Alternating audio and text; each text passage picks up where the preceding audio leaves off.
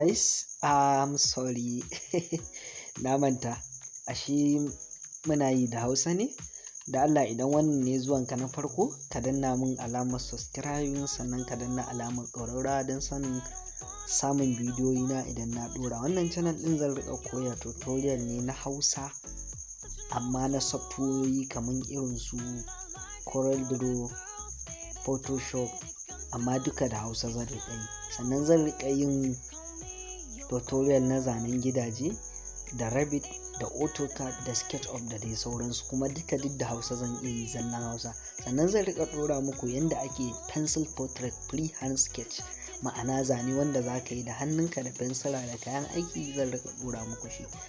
Sannan da Allah ina da buƙatar idan wannan ne zuwanka na farko ka danna mana alamar subscribing sannan ka danna alamar ƙararrawa. Za ku iya yin comment kuma a ƙasa ko da zagi ne, za kuma ku iya yin tambayoyi don ƙarin ilimi ko wani abu kushe don muna buƙata.